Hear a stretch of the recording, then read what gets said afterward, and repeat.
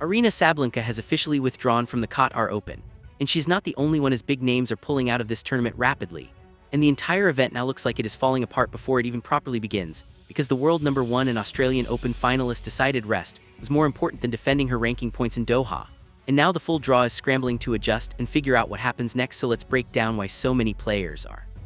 backing out of this tournament and what it could mean for the rest of the season. And before we dive into all the drama, drop a comment and let me know what you think, because do you believe players are withdrawing due to real injuries, or are they simply choosing which tournaments actually matter to them? So Aryna Sabalenka has now confirmed she's skipping the Qatar Open, which is a major move considering she won the title back in 2020. But here's the key point: she is not alone, because this tournament is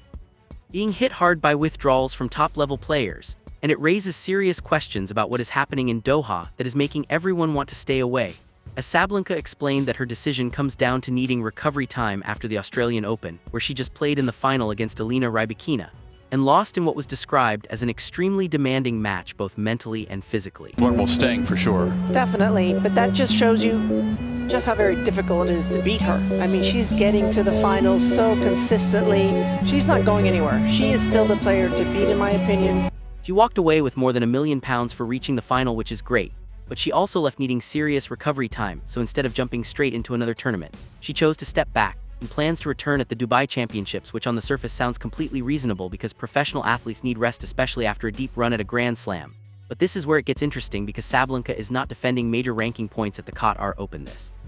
season anyway. As her strongest result, there was winning the title in 2020, and her performances since then have been fairly underwhelming. So from a strategic standpoint, this withdrawal makes perfect sense, since why push through a tournament where there is little to protect when you can rest and be fresh for events that truly impact your ranking? But Sabalenka is only one part of a much bigger picture, because the Qatar Open is being hit hard by withdrawals across the board, with Iga Swiatek now becoming the top seed after the original top seed pulled out, while world number 6 Jessica Pegula also withdrew. Naomi Osaka chose to skip the entire Middle East swing. Madison Keys pulled out. Barbara Krejcikova is out, and the injury list continues to grow, with players like Marketa Vondrausova stepping away to recover, while French Open contender Leylah Fernandez has not even started her season yet. And at this stage, you have to wonder what is really left of this tournament, as they are essentially filling the main draw with players who were originally set to play qualifying, including Alexandra Ila Emiliana, Arango Daria Kasatkina, Anastasia Pavlyuchenkova, and Kristina Buxa, who all moved into the main draw, because so many top players dropped out, which is not how a premier WTA event is supposed to operate, because you should not be scrambling to fill main draw spots simply because half of your seeded players would rather be anywhere else, since this is not a small 250 level event, but one of the flagship tournaments of the Middle East swing that is now starting to look more like a B-team showcase. And when you look at Sabalenka's mindset coming out of the Australian Open, it adds even more context, because she was unusually honest after her loss to Aryna Sabalenka. She openly admitted her opponent played an incredible match, and that although she gave everything she had, it was still not enough, while saying she had chances and felt she missed a couple. But that is just how tennis works, because one day you are the loser, and the next day you are the winner, before adding that she hopes she will be more of a winner than a loser this season, and is praying for it, which is about as real as it gets from a top player, since that is not the usual confident champion talk, but the words of someone who just had their heart broken in a Grand Slam final and is still processing it. And when asked about reviewing her Australian Open run with her team, her response was more telling, as she said she was not sure when she would be ready to watch it back, and joked with her agent that maybe it would be in a week or maybe in a few days, whenever she felt ready to move on from it.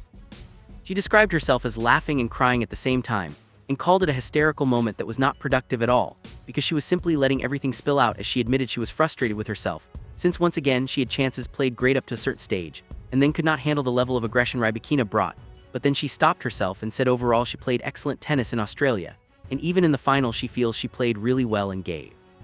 everything she had, while acknowledging that on that day Sabalenka was simply the better player, and that is just how it goes. And then came the part that truly shows the mental pressure elite athletes deal with, as Sabalenka said they would talk with the team now, and joked about how they try to avoid her, because it is not really healthy to be around her at the moment, which is pure self-awareness, because she knows she is in a rough headspace, and is warning everyone to give her space since she is not fit for normal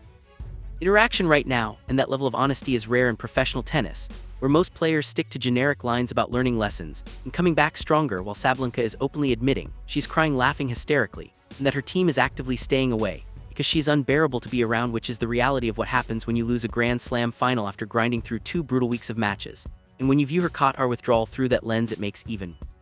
sense, because she is emotionally drained, physically exhausted, and needs time to process what happened in Melbourne and reset mentally, for stepping back on court, since playing another tournament immediately while still stuck in that mindset would be a recipe for disaster. But this is where the sarcasm comes in, because isn't it convenient that she is skipping a tournament where she is not defending big points, and where she has not performed well recently? And if this were Indian Wells, Miami, or another major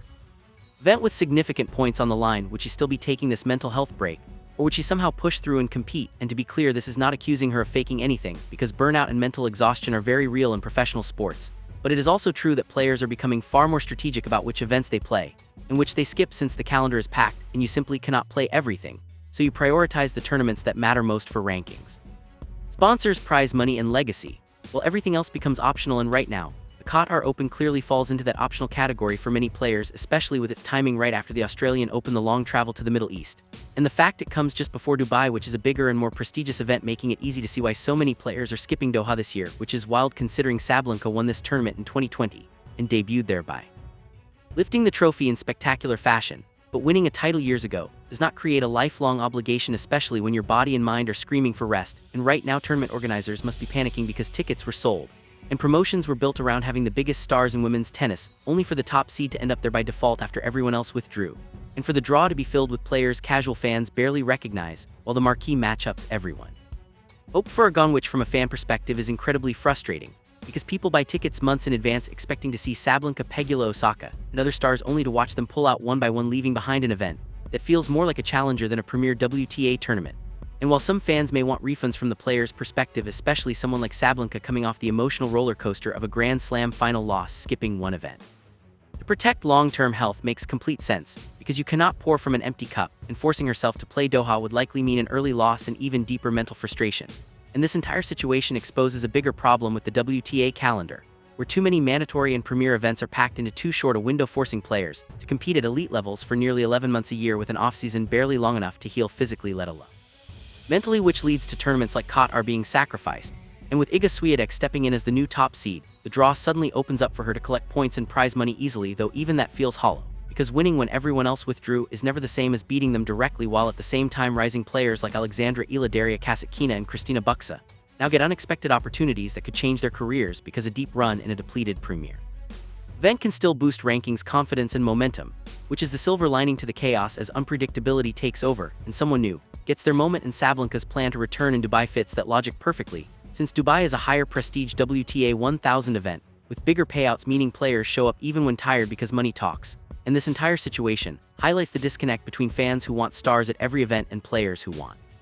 longevity, health, and financial security. And until the WTA makes the calendar more player-friendly by spacing events out, reducing mandatory tournaments, or increasing prize money, this cycle will continue, with more withdrawals, more frustration, and more events losing their shine. So in the end, Aryna Sabalenka pulling out of the Qatar Open is just the latest example of a system that pushes players to make tough strategic choices. And unless something changes, it definitely will not be the last.